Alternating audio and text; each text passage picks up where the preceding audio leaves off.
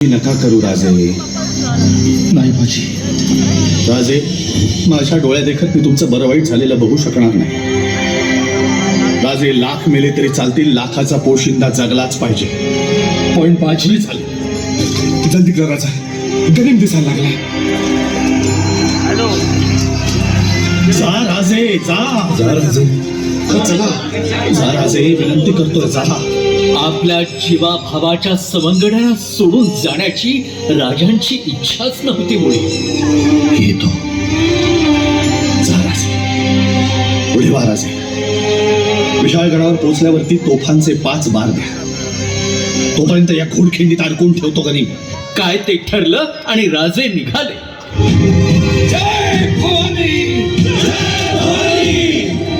रात्री 9 वाजता पन्हाळ्यावरनं सगळे निघाले. रात्रभरचा प्रवास करून दमलेले थकलेले, मात्र घोडखिंडीमध्ये गनिमाला रोखायचं. गनिमाशी 2 हात करण्याचं स्फुल्लिंग बाजी प्रभूंनी भरलं. आज तुमचं युद्ध आहे काळ बनू पाहणाऱ्या वेळेशी. तुमचं युद्ध आहे अफाट संख्येचा गनीम पाहून मनात वाटणाऱ्या भीतीशी. तुम्हाला वाटेल आज कसे जिंकणार होत आपण, तेव्हा फक्त राजांना आठवा. या दरडीच्या छाताडावर पाय रोवून उभे राहा आणि लढा. घामाच्या शेवटच्या थेंबापर्यंत आणि रक्ताच्या शेवटच्या बिंदूपर्यंत लढा.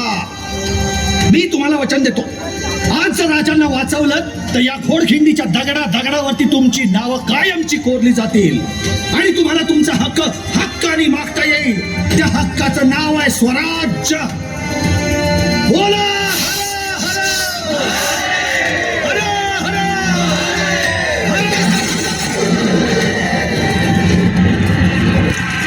मागे आपले सहकारी आणि सगळ्यात पुढे बाजी प्रभू देशपांडे. अकेले खड़े हो, हट जाओ वरना कीमा बना देंगे. यलगार हो.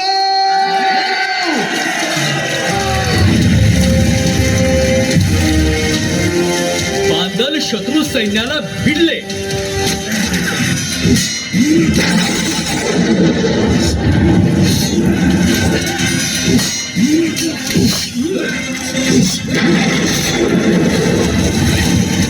आपली सेना अवघी 300 जणांची तर शत्रू अमाप.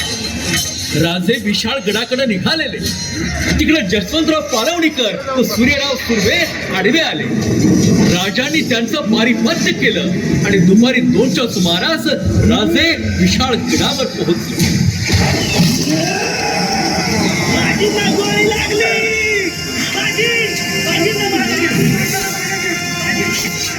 दरम्यान इकडं बाजी प्रभूंना गोळी लागलेली, मात्र इशारत ठरलेली होती. 5 तोफा धडाडणार होत्या. जोपर्यंत राजे पोहोचत नाहीत, इशारत होत नाहीत, तोपर्यंत प्राण सोडणार ते बाजी कसले. गोळी लागलेली असतानाही बाजी पुढे सरसावले.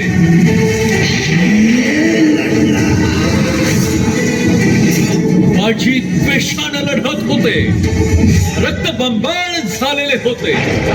अंगावर जखमा झालेल्या होत्या. तरीही दोन्ही हातात शमशेर घेऊन बाजी अव्याहतपणे लढत होते. रायाजी फुलाजी बरेचसे मावळे आपण गमावले होते. शत्रूला एक एक करून कापून काढत होते. बाजूला प्रचंड स्वामी निष्ठा ही झुंज थांबत नव्हती.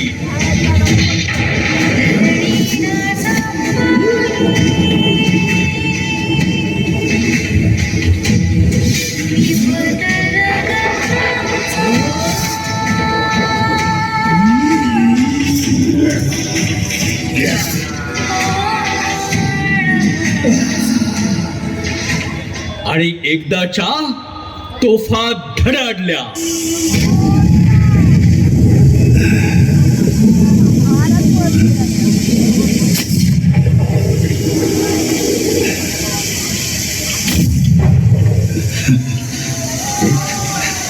या वीर योद्ध्याचं शौर्य पाहून